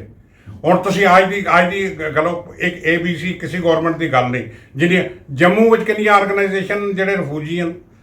ਸਭ ਤੋਂ ਪਹਿਲੇ ਜਿਹੜੇ ਮੁਲਕ ਦੀ ਪਾਰਟੀਸ਼ਨ ਹੋਈ 15 ਅਗਸਤ ਨੂੰ 1947, ਵੈਸਟ ਪਾਕਿਸਤਾਨ ਦਾ ਰਿਫਿਊਜੀ ਜਿਹੜੇ ਇੱਥੇ ਆ ਕੇ ਵਸਿਆ, ਉਹਨੂੰ ਅਸੀਂ ਵੈਸਟ ਪਾਕਿਸਤਾਨ ਦਾ ਰਿਫਿਊਜੀ ਕਹਿੰਦੇ ਹਾਂ। 47 4 ਮਹੀਨੇ ਬਾਅਦ 47 ਹੋ ਗਿਆ, ਅਸੀਂ ਇੱਥੇ ਆਣ ਕੇ ਵਸੇ, ਫਿਰ ਆਪਣਾ ਹੋ ਗਿਆ ਇੱਕ ਅਸੀਂ ਆ ਗਏ, DP ਬਣ ਕੇ ਦੂਈ ਕਲਾਸ ਰਿਫਿਊਜੀਆਂ ਦੀ ਆ ਗਈ।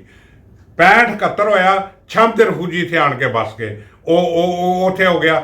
ਹੁਣ ਤੇ ਰੋਂਗੀਆ ਦੂਸਰੇ ਆ ਗਏ, ਹੁਣ ਤੇ ਵੈਲੀ ਮਾਈਗ੍ਰੈਂਟ ਇੱਥੇ ਆ ਗਏ। ਇਹ ਤਾਂ ਸਿਟੀ ਆਫ ਮਾਈਗ੍ਰੈਂਟ ਬਣ ਗਈ ਨਾ ਜੰਮੂ। ਲੇਕਿਨ ਸਰਕਾਰ ਦਾ ਧਿਆਨ ਕਿੱਥੇ ਹੈ? ਸਰਕਾਰ ਕੀ ਕਰ ਰਹੀ ਹੈ? ਸਰਕਾਰ ਇਸ ਬਾਰੇ ਕਿਉਂ ਨਹੀਂ ਸੋਚ ਰਹੀ? ਸਾਨੂੰ ਪਰਮਾਨੈਂਟ ਕਿਉਂ ਨਹੀਂ ਕਰਦੀ? ਅੱਜ ਵੀ ਅਗਰ ਬਾਰਡਰ ਤੇ ਗੋਲੀ ਚੱਲੇ ਨਾ, ਜਿਸਲੇ ਕੋਈ ਗੜਬੜ ਹੋ ਜਾਏ ਇਸ ਬਾਰਡਰ ਤੇ, ਭਾਵੇਂ ਉਹ ਰਿਫਿਊਜੀਅਨ ਭਾਵੇਂ ਨਾਨ ਰਿਫਿਊਜੀਅਨ, ਉਹ ਆਪਣਾ ਸਾਜ ਸਮਾਨ ਚੁੱਕ ਕੇ ਫਿਰ ਪਿੱਛੇ ਆ ਜਾਂਦੇ ਨੇ। ਅਸੀਂ ਕਈ ਵਾਰੀ ਡਿਮਾਂਡ ਕੀਤੀ ਹੈ ਕਿ ਇਹਨਾਂ ਨੂੰ ਕਮ ਸੇ ਕਮ ਛੋਟੀ 2-2 4-4 ਮਰਲੇ 5-5 ਮਰਲੇ ਜਗ੍ਹਾ ਦਿਓ, ਆਪਣਾ ਕੋਈ ਜਗ੍ਹਾ ਬਣਾ ਲੈਣ ਕਮ ਸੇ ਕਮ, ਜਿਹੜੇ ਉੱਥੋਂ ਉੱਠਣ ਦੇ ਇੱਥੇ ਆ ਸਕਣ। ਇਹ ਤਾਂ ਅੱਜ ਵੀ ਰਿਫਿਊਜੀਅਨ। ਇਸ ਵਾਸਤੇ ਅਸੀਂ ਇੱਕ ਵਾਰੀ ਨਹੀਂ ਸਰਕਾਰਾਂ ਨੂੰ ਕਿਹਾ ਕਿ ਅੱਜ ਅਗਰ ਤੁਸੀਂ ਕਸ਼ਮੀਰ ਤੇ ਹਕੂਮਤ ਕਰ ਰਹੇ ਹੋ, ਉਹ ਉਹਨਾਂ ਲੋਕਾਂ ਦੀ ਕੁਰਬਾਨੀ ਦਾ ਸਦਕਾ ਹੈ ਜਿਹੜੇ ਨੇ 1947 ਨੂੰ ਇਸ ਹਮਲੇ ਨੂੰ ਰਜਿਸਟ ਕੀਤਾ। ਤੁਹਾਨੂੰ ਟਾਈਮ ਮਿਲਿਆ, ਐਕਸੈਸ਼ਨ ਸਾਈਨ ਹੋਈ ਹੈ, ਫੌਜ ਆ ਗਈ ਹੈ, ਔਰ ਤੁਸੀਂ ਦੂਸਰੀ ਤਰ੍ਹਾਂ ਕਿਉਂ ਨਹੀਂ ਲੈਂਦੇ? ਮੁਜ਼ੱਫਰਾਬਾਦ ਦਾ ਇਹੀ ਜ਼ਿਕਰ ਕਿਉਂ ਕਰਦੇ ਆ? ਮੁਜ਼ੱਫਰਾਬਾਦ ਦੇ ਠੀਕ 1 ਮਹੀਨਾ 2 ਦਿਨ ਤੋਂ ਬਾਅਦ ਮੀਰਪੁਰ ਫਾਲ ਹੋਇਆ। ਕਿਆ ਐਕਸੈਸ਼ਨ ਨਹੀਂ ਸਾਈਨ ਹੋ ਗਿਆ ਸੀ? ਫੌਜ ਨਹੀਂ ਆਈ ਸੀ?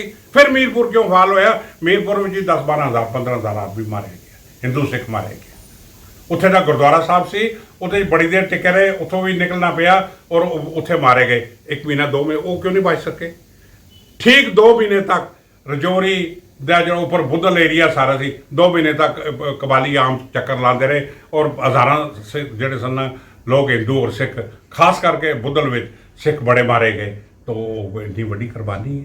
ਇਹਨਾਂ ਸਾਰੀਆਂ ਚੀਜ਼ਾਂ ਨੂੰ ਕਿਤੇ ਨਾ ਕਿਤੇ ਰਿਕਾਰਡ ਕਰਕੇ, ਲੋਕਾਂ ਨੂੰ ਪ੍ਰੋਡਿਊਸ ਕਰਕੇ, ਅਸੀਂ ਆਪਣਾ ਅਗਰ ਰਿਕਾਰਡ ਪ੍ਰੋਡਿਊਸ ਕਰਕੇ ਆਮ ਲੋਕਾਂ ਦੇ ਸਾਹਮਣੇ ਰੱਖਾਂ ਤੇ ਲੋਕ ਇਹ ਤਾਂ ਦੇਖ ਸਕਣ ਭਈ ਹੋਇਆ ਕੀ ਇਹਨਾਂ ਨਾਲ। ਅਸੀਂ ਬਾਕੀ ਸਾਡੀ ਕਮਿਊਨਿਟੀਆਂ ਪੜ੍ਹੀ ਲਿਖੀਆਂ ਨੇ, ਉਹਨਾਂ ਨੂੰ ਪੈਸਾ ਦੇ ਰਹੀ ਹੈ, ਮੰਥਲੀ ਡੋਲ ਦੇ ਰਹੇ ਨੇ, ਇਨਕਮ ਟੈਕਸ ਰਿਬੇਟ ਦੇ ਰਹੇ ਨੇ, ਉਹਨਾਂ ਨੂੰ ਨੌਕਰੀਆਂ ਦੇ ਰਹੇ ਨੇ, ਉਹਨਾਂ ਨੂੰ ਟੈਕਨੀਕਲ ਕਾਲਜਾਂ 'ਚ ਦੇ ਰਹੇ ਨੇ, ਰਿਜ਼ਰਵੇਸ਼ਨ ਦੇ ਰਹੇ ਨੇ। ਅਗਰ ਉਹਨਾਂ ਨੂੰ ਇੰਨੀਆਂ ਸਹੂਲਤਾਂ ਤਾਂ ਘੱਟ ਇਹਨਾਂ ਨੂੰ ਵੀ ਦੇ ਦਿੰਦੇ। ਸਾਨੂੰ ਨਹੀਂ ਲੱਗਦਾ ਕਿ ਹਿੰਦੁਸਤਾਨ ਦੇ ਜਿਹੜੇ ਬਾਕੀ ਸ਼ਹਿਰ ਨੇ, ਬਾਕੀ ਜਿਹੜੇ ਸਟੇਟਾਂ ਨੇ, ਉਧਰ ਦੇ ਲੋਕਾਂ ਨੂੰ ਇੰਨਾ ਕੁਝ ਪਤਾ ਹੈ ਕਿ 1947 ਵਿੱਚ ਕਿੰਨਾ ਵੱਡਾ ਖੂਨੀ ਸਾਕਾ ਹੋਇਆ ਸੀ, ਕਿੰਨੀ ਕੁਝ ਸ਼ਹਾਦਤਾਂ ਹੋਈਆਂ ਸਨ। ਅਸੀਂ ਉਮੀਦ ਕਰਾਂਗੇ ਕਿ ਤੁਹਾਡੇ ਥਰੂ ਵੀ ਔਰ ਬਾਕੀ ਜਿਹੜੀ ਸੰਸਥਾਵਾਂ ਕੰਮ ਕਰ ਰਹੀਆਂ ਨੇ ਕਿ 1947 ਤੇ ਵੱਧ ਚੜ੍ਹ ਕੇ ਕੰਮ ਕਰਨ ਤੇ ਇੱਕ ਬੱਚੇ ਤੱਕ ਇਹ ਇੱਕ ਉਹਨਾਂ ਨੂੰ ਪਤਾ ਲੱਗੇ ਕਿ 1947 ਵਿੱਚ ਕੀ ਸ਼ਹਾਦਤਾਂ ਹੋਈਆਂ, ਕਿਸ ਤਰ੍ਹਾਂ ਸ਼ਹਾਦਤਾਂ ਹੋਈਆਂ, ਤੇ ਕਸ਼ਮੀਰ ਇੱਕ ਹਿੰਦੁਸਤਾਨ ਦਾ ਅਟੂਟ ਅੰਗ ਕਿਸ ਤਰ੍ਹਾਂ ਬਣਿਆ ਰਿਹਾ ਜਿਹੜਾ ਅੱਜ ਤੱਕ ਵੀ ਹੈ। ਦੇਖੋ ਜੀ, ਮੈਂ ਪਹਿਲੇ ਹੀ ਅਰਜ਼ ਕੀਤੀ ਹੈ ਨਾ ਕਿ ਜੋ ਕੋਈ ਸਾਡਾ ਨਾਲ ਹੋਇਆ ਉਸ ਨੂੰ ਡਾਕੂਮੈਂਟੇਸ਼ਨ ਨਹੀਂ ਕੀਤਾ ਗਿਆ, ਭਾਵੇਂ ਉਹ ਕਿਤਾਬਾਂ ਦੀ ਸ਼ਕਲ ਵਿੱਚ ਹੋਏ, ਭਾਵੇਂ ਸਟੋਰੀਆਂ ਦੀ ਸ਼ਕਲ ਵਿੱਚ ਹੋਏ, ਭਾਵੇਂ ਉਹ ਕਿਸੇ ਫਿਲਮ ਦੀ ਸ਼ਕਲ ਵਿੱਚ ਹੋਏ, ਕਿਸੇ ਸ਼ਕਲ ਨਹੀਂ ਕੀਤਾ ਜਾ ਸਕਿਆ। ਨਤੀਜਾ ਇਹ ਹੈ ਕਿ ਲੋਕਾਂ ਕੋਲ ਡਾਟਾ ਨਹੀਂ। ਜਿਹੜਾ ਪੂਰਾ ਹਿੰਦੁਸਤਾਨ ਦੀ ਇੰਡੀਅਨ ਸਟੇਟਾਂ, ਉਹਨਾਂ ਨੂੰ ਕੀ ਪਤਾ ਇੱਥੇ ਕੀ ਹੋਇਆ ਕਿ ਨਹੀਂ ਹੋਇਆ? ਜਦ ਤੱਕ ਉਹਨਾਂ ਨੂੰ ਦੱਸੇਗਾ ਕੋਈ ਨਹੀਂ, ਲਿਖਤ ਨਹੀਂ ਹੋਏਗੀ, ਪੜ੍ਹੇਗੀ। ਹੁਣ ਉਹ ਐਫਰਟ ਚਾਲੂ ਹੋਏ ਦਿਨ, ਔਰ ਅੱਜ ਜਿਹੜਾ ਤੁਸੀਂ ਖੁਦ ਇੰਟਰਵਿਊ ਲੈ ਰਹੇ ਹੋ, ਉਹ ਵੀ ਤਾਂ ਉਹਦਾ ਹੀ ਪਾਰਟ ਹੈ ਨਾ। ਇਸ ਕਿਸਮ ਦੇ ਪਾਰਟ ਜਿਹੜੇ ਅੱਗੇ ਜਾਣਗੇ, ਲੋਕਾਂ 'ਚ ਐਸੀ ਜਾਗਰਤੀ ਆਏਗੀ। ਮੈਨੂੰ ਪੱਕਾ ਯਕੀਨ ਹੈ ਕਿ ਲੋਕ ਇਸ ਦੀ ਜਾਣਕਾਰੀ ਲੈਣ ਦੀ ਕੋਸ਼ਿਸ਼ ਕਰਨਗੇ। ਹੁਣ ਤਾਂ ਥੋੜ੍ਹੀਆਂ ਕਿਤਾਬਾਂ ਵੀ ਆਉਣੀਆਂ ਚਾਲੂ ਹੋ ਗਈਆਂ, ਕਈਆਂ ਨੇ ਲਿਖੀਆਂ, ਇਨਕੰਪਲੀਟ ਲਿਖੀਆਂ, ਜੋ ਲਿਖੀਆਂ, ਲੇਕਿਨ ਕੁਝ ਇਨਫੋਰਮੇਸ਼ਨ ਆਉਣੀ ਚਾਲੂ ਹੋ ਗਈ। ਹੁਣ ਤਾਂ ਯੂਨੀਵਰਸਿਟੀਆਂ 'ਚ ਵੀ ਇਹਦੇ 'ਤੇ ਰਿਸਰਚ ਚਾਲੂ ਹੋ ਗਈ। ਮੈਂ ਸਮਝਦਾ ਕਿ ਕੁਝ ਦੇਰ ਤੱਕ ਹੋਏਗਾ, ਕੁਝ ਨਾ ਕੁਝ ਜ਼ਰੂਰ ਹੋਏਗਾ। ਸਾਨੂੰ ਹਮੇਸ਼ਾ ਹੋਪਫੁਲ ਰਹਿਣਾ ਚਾਹੀਦਾ। ਅਸੀਂ ਉਮੀਦ ਕਰਦੇ ਹਾਂ ਕਿ ਤੁਸੀਂ ਸਾਨੂੰ ਵੀ ਪੂਰੀ ਇਹਦਾ ਸਪੋਰਟ ਕਰੋਗੇ ਤਾਂ ਕਿ ਅਸੀਂ ਲੋਕਾਂ ਤੱਕ ਗੱਲ ਪਹੁੰਚਾ ਸਕੀਏ, ਲੋਕਾਂ ਤੱਕ ਇੱਕ ਖਬਰ ਪਹੁੰਚਾ ਸਕੀਏ 1947 ਦੇ ਬਾਰੇ ਵਿੱਚ। ਸਾਡੇ ਕੋਲੋਂ ਦੇਖੋ ਜੀ, ਸਾਡਾ ਕੋਈ ਹੋਰ ਮਿਸ਼ਨ ਨਹੀਂ। ਸਾਡਾ ਸਿਰਫ ਇੱਕੋ ਤੋਂ ਇੱਕ ਮਿਸ਼ਨ ਹੈ ਕਿ ਜੋ ਸਾਡੇ ਨਾਲ ਵਾਪਰਿਆ ਉਹ ਲੋਕਾਂ ਨੂੰ ਹੋਣਾ ਚਾਹੀਦਾ ਹੈ। ਜੋ ਕੁਰਬਾਨੀਆਂ ਅਸਾਂ ਦਿੱਤੀਆਂ ਉਹਨਾਂ ਨੂੰ ਦੇਣਾ। ਜੋ ਸਾਡੇ ਹੱਕ ਹਕੂਕ ਬਣਦੇ ਨੇ ਲੀਗਲੀ, ਉਹ ਸਾਨੂੰ ਮਿਲਣੇ ਚਾਹੀਦੇ ਨੇ। ਇਹਦੇ ਵਾਸਤੇ ਅਸੀਂ ਰੱਖਾਂਗੇ। ਇਹਦੇ ਵਾਸਤੇ ਜੋ ਕਾਪਰੇਸ਼ਨ ਹੋਏਗੀ, ਅਸੀਂ ਹੱਥ ਜੋੜ ਕੇ ਹਮੇਸ਼ਾ ਹਾਜ਼ਰ ਹੈ। ਤੁਹਾਡਾ ਬਹੁਤ ਬਹੁਤ ਧੰਨਵਾਦ। ਥੈਂਕ ਯੂ ਜੀ।